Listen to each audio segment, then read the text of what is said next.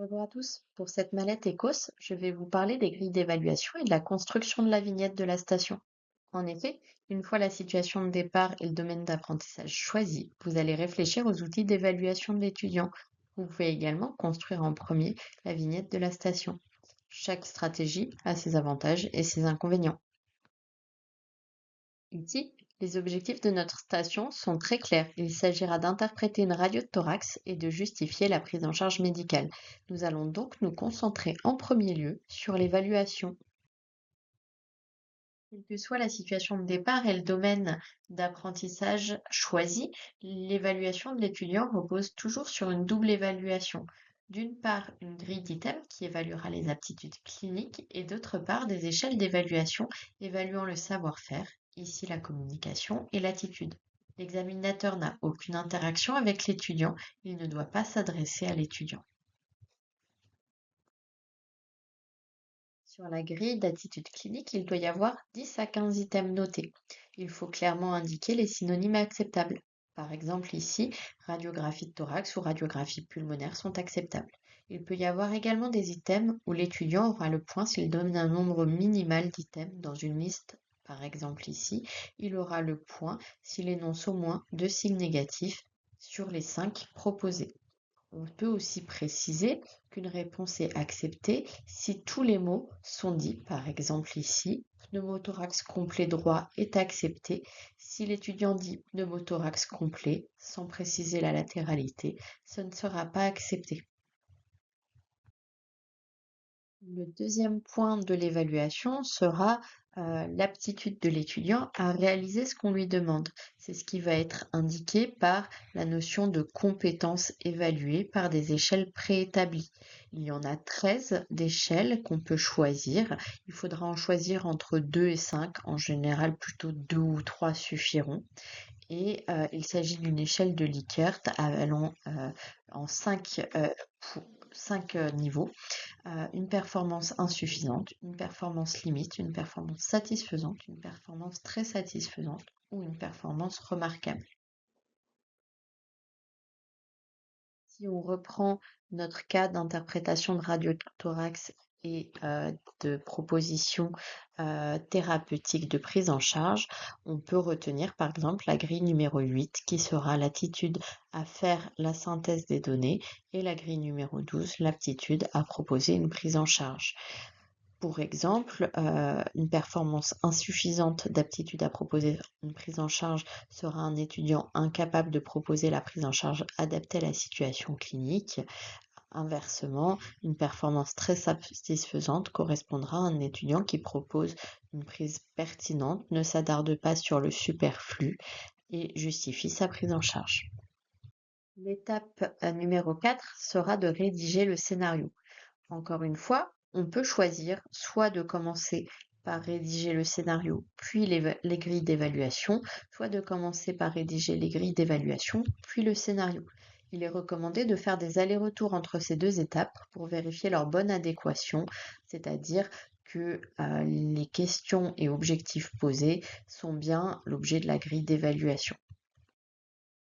Habituellement, dans la grille mise à disposition comme schéma pour la rédaction d'un écos, il y a déjà les consignes pour la préparation de la station, c'est-à-dire qui participe. Est-ce qu'il y a le jury, l'étudiant seulement? Est-ce qu'on invite un patient standardisé ou un personnel de soins standardisé? On indiquera également le matériel nécessaire. Est-ce qu'il s'agit d'une feuille et d'un stylo? Est-ce qu'il faut un mannequin, du matériel de simulation?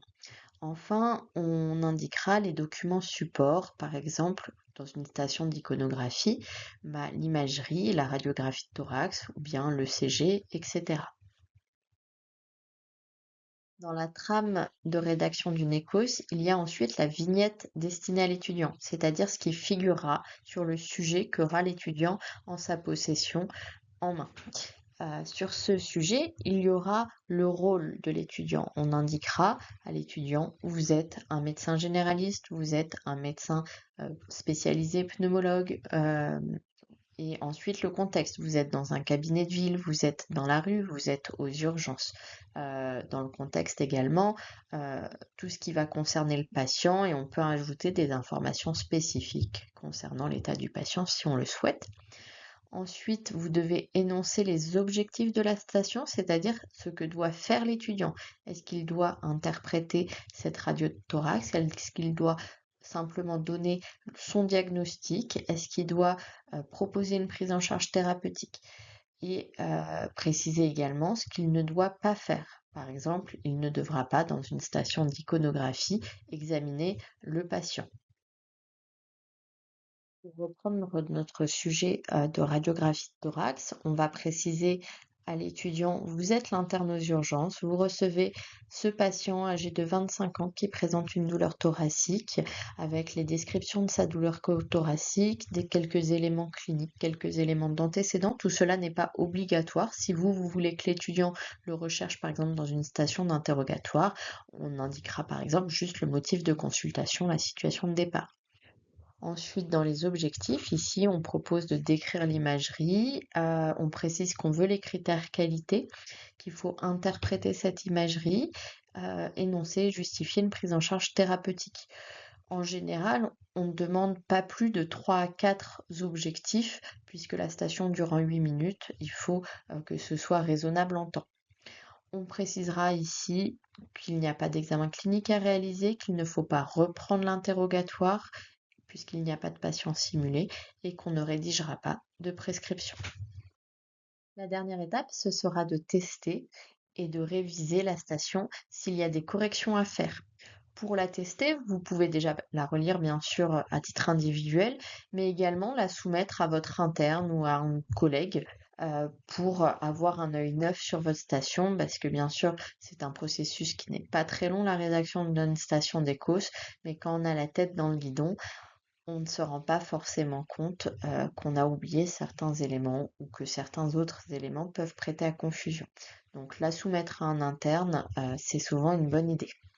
Nous vous avons proposé ici un sujet à partir de la situation de départ douleur thoracique qui était un sujet d'iconographie, mais on aurait pu imaginer plein d'autres sujets avec cette situation de départ. Par exemple, l'interrogatoire d'un patient ayant une douleur thoracique, à ce moment-là, il y aurait eu un patient standardisé, ou bien d'établir la stratégie pertinente de prise en charge avec la prescription dentalgique en s'adressant à un professionnel de santé standardisé.